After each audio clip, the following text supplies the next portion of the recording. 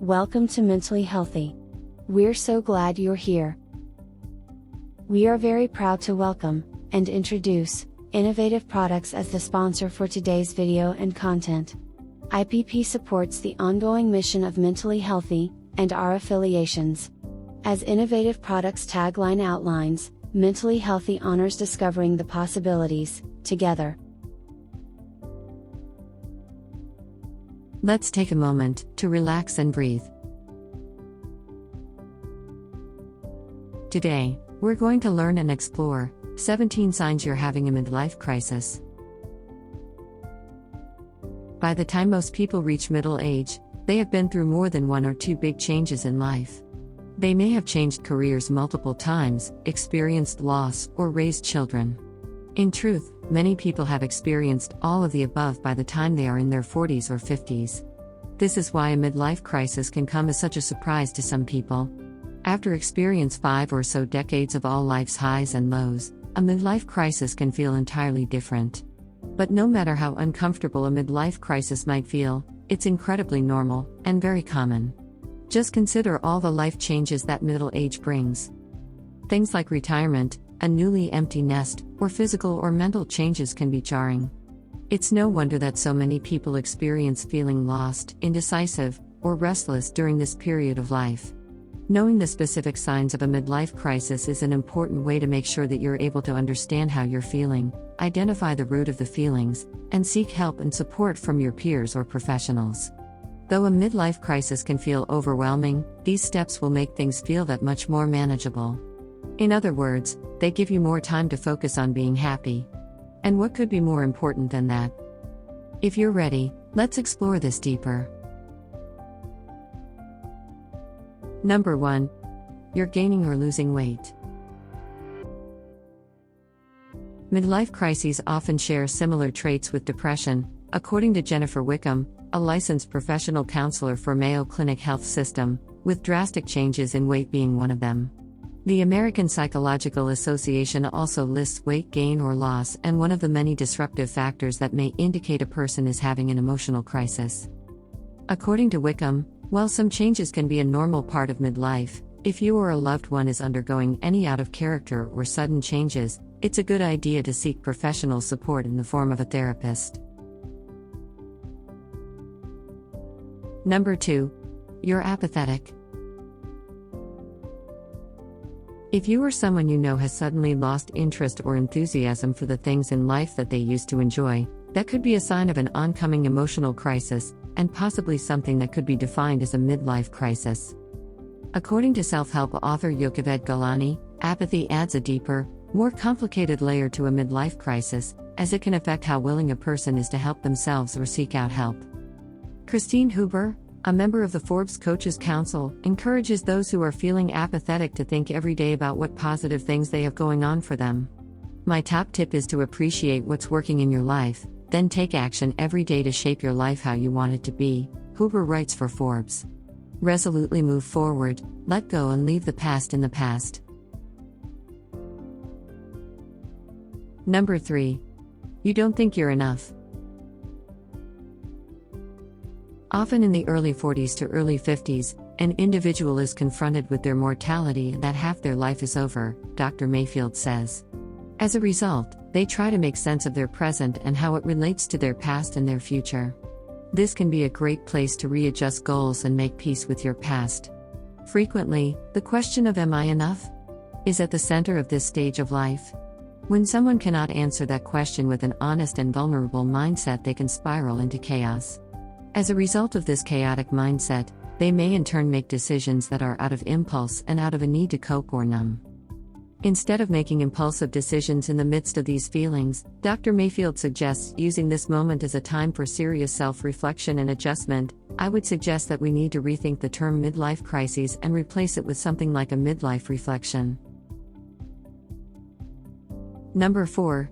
You're experiencing unusual physical pain. It's no secret that psychological difficulties can result in physical manifestations of the problem, and midlife crises are no different.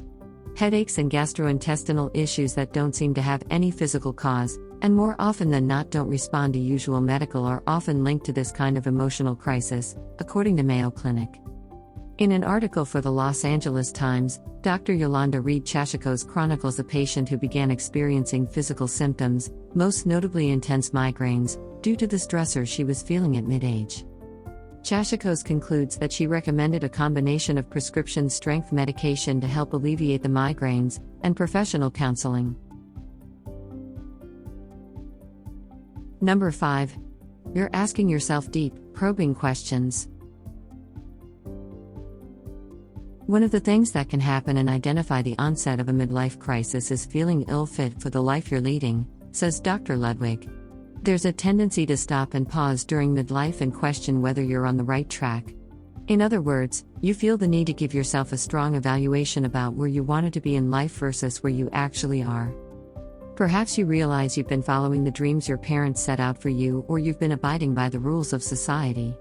There's suddenly a stronger desire to listen to one's soul, and perhaps the crisis comes when you feel off track, continues Dr. Ludwig. However, keep in mind that a period of self-reflection can be positive, she adds, because it can get you to eliminate those things that are no longer in sync with who you are today. Also, a 2016 study from the British Psychological Society discovered that individuals who experience either a quarter or midlife crisis by becoming ultra-focused on their purpose in the world were likely to find creative solutions for their challenges. This enhanced curiosity may be the silver lining of crisis, stated the co-author of the research in a press release. Armed with this knowledge, people may find the crises of adult life easier to bear. Number 6. You're making rash decisions. As a result of soul searching, it's possible that you've drawn some significant conclusions about the state of your life, like perhaps that your marriage isn't as romantic as you had hoped, or your career is no longer fulfilling. The danger is when somebody makes an impulsive decision, like a knee-jerk reaction, based on these feelings, it might not lead to therapeutic results, Dr. Ludwig says. Acting before thinking about the possible long-term ramifications of leaving your spouse or quitting your job, for example, can lead you down a road of regret. Overall, it's an avoidance of reality, Dr. Ludwig says. Number 7. You're turning down opportunities. If you find yourself actively and confidently saying no to certain things and setting new boundaries in your life, this could be a sign of a midlife shift. Thankfully, this change is not necessarily a bad thing. For some, a midlife crisis might manifest in actions such as forming new relationships, enjoying the fruits of their labor through new purchases or adventurous travel, or a change in appearance, Dr. Lyon explains. For others, a midlife crisis might be seen in what they choose not to do, such as turning down opportunities or setting new boundaries that suggest a shift to defining life for themselves rather than by others' standards. Number 8. You're not sleeping through the night.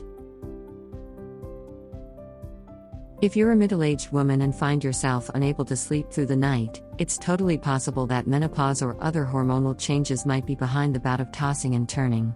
In fact, the National Sleep Foundation states that waning levels of estrogen during perimenopause through menopause can make a woman more susceptible to environmental and other factors, which can further disrupt sleep and lead to insomnia.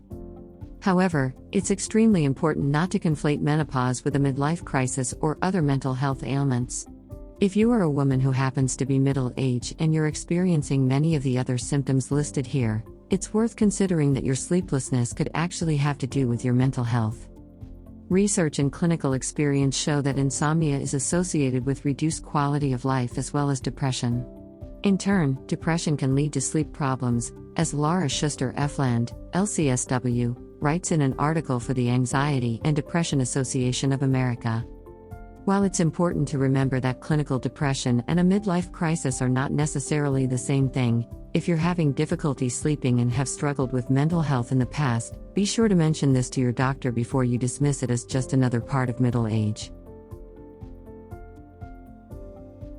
Number 9.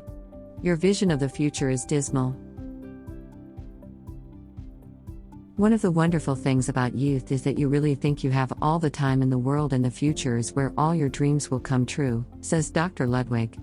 That shifts at midlife, so the future isn't necessarily where all of these positive things are happening. In fact, it can potentially be a scary time. While it's natural to remove those rose-colored glasses, feeling jaded about what's in store or seeing nothing but a bleak forecast ahead can lead to a downward spiral. And believe it or not, it might be wise to take a life lesson from those 20-somethings, she adds. Those in their youth see the future in a more optimistic way, and that's something we need to be deliberate about in midlife, because we've been culturally trained to believe in the deficit model, Dr. Ludwig says. Number 10. You're constantly bored.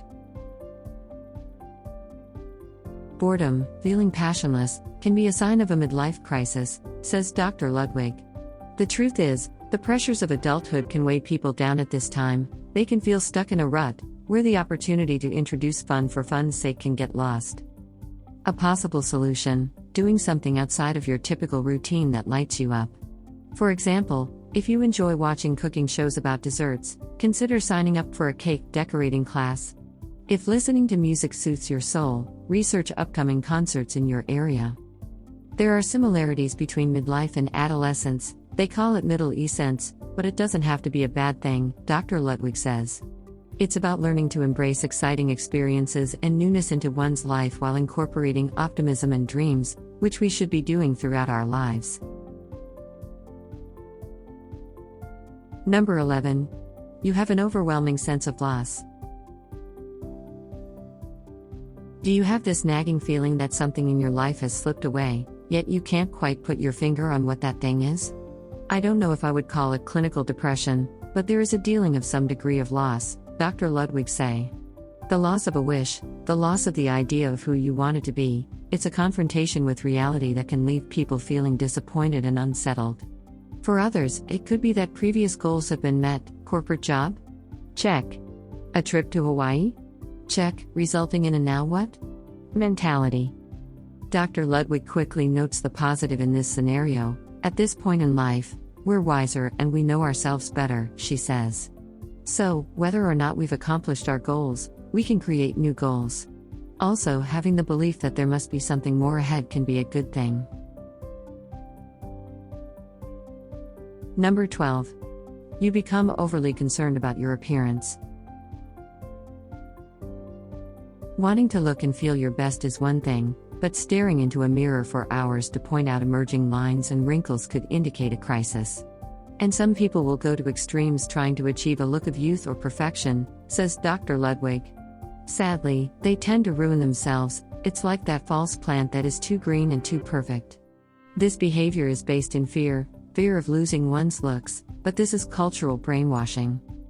She adds that single people are likely to obsess more over their changing face compared to those in committed relationships, who tend to care more about their weight and being fit.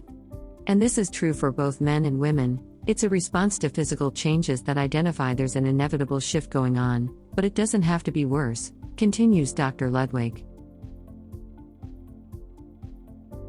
Number 13. You stop caring about appearances completely. While some women in their middle years become fixated on perfecting their appearance, others may trash their beauty products altogether or stop picking up their broom on a regular basis.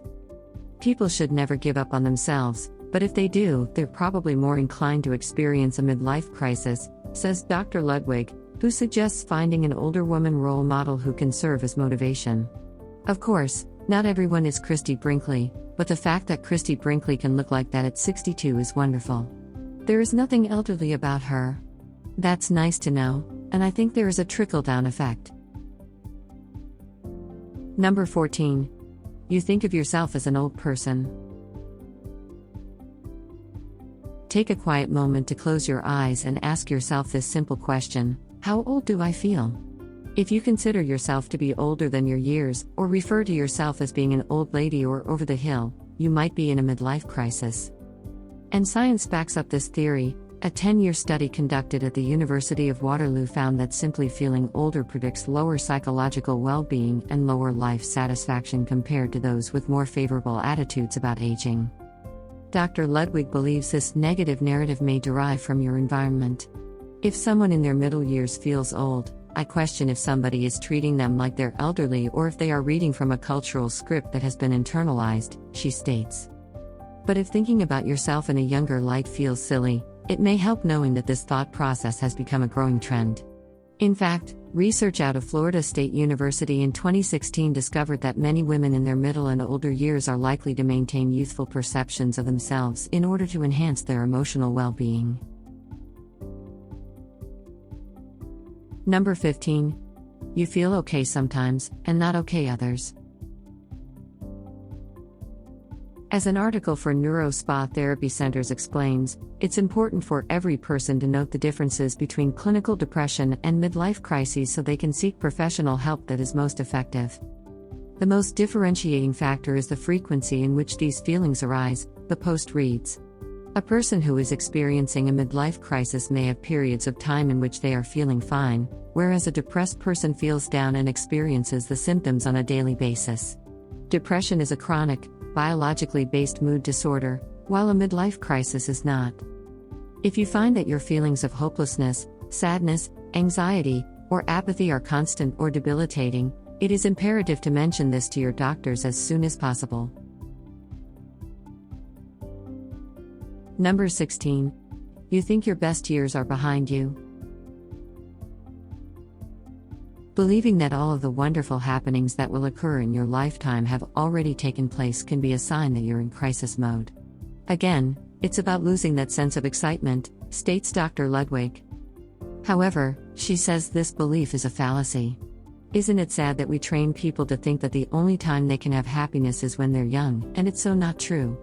She continues. The nice thing, and this is something we overlook culturally, is that many people have the best times of their lives as they get older. Why?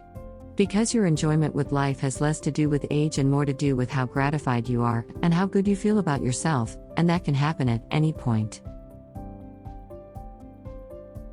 Number 17. You think every bad day means you're having a midlife crisis. Even though a psychologist named Elliot Jacques coined the term midlife crisis back in 1965, ongoing research indicates that this so-called crisis may not even exist. According to a 25-year longitudinal study conducted by the University of Alberta, happiness does not come to a screeching halt when you turn 40. Instead, there is an overall upward trajectory of happiness that begins in our teens and early 20s. I think it's important that we redefine the midlife crisis and we make it potentially be something good, Dr. Ludwig says. Sometimes in the crisis, you are evaluating what is no longer working in your life and trying to introduce people, places, and things that might be useful, of value, or bring joy. Dr. Milheiser concurs, adding that middle-aged women in the 21st century aren't like middle-aged women from the 70s and 80s. There's been a shift in attitude, she concludes. Women in their 40s and 50s today are empowered and in better shape than they were when they had their children. They're really taking the bull by the horns and saying, I'm not going to let this bring me down. This concludes our video on the 17 signs you're having a midlife crisis. You might be asking yourself the following questions. When do you seek help for a midlife crisis? How do you seek help for a midlife crisis? In any case, being aware of the monumental changes, emotional, mental, and physical, that can occur when someone reaches middle age is helpful, no matter what your age. If you notice that a loved one has difficulty accomplishing daily tasks or attending to relationships, it's time to reach out to them to talk with them about whether what they're experiencing is more serious, Dr. Lyons says. Please share with us your challenges with this topic and if you found yourself falling into any of these examples depicted. If you suspect you may be experiencing a midlife crisis, working with a therapist can be helpful.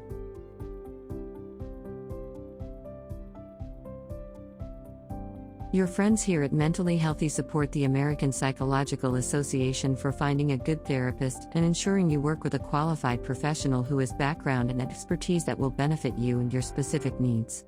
We are not affiliated with that organization and receive no special compensation for recommending them. We just recognize the importance of finding qualified professionals to help us when help is needed. Another great resource is also available for those that can take advantage of it. For all our viewers that reside in the United States, a hotline is available to act as an immediate response lifeline center for all suicide and crisis events. Just call or text the number 988. Local rates may apply to immediately be placed in touch with someone you can talk to.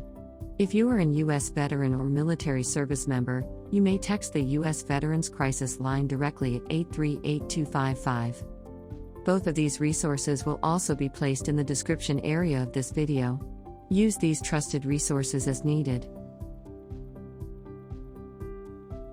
Well, that's all for today. Thanks so much for joining us at Mentally Healthy. If you've enjoyed our video, please like it, and consider subscribing to our channel, as we have lots of great new content in store for you. Subscribing, liking, and clicking the notification bell keeps you connected to us, and truly helps our channel grow. Here's a few other great videos from our channel you can visit right now. Until next time, stay mentally healthy.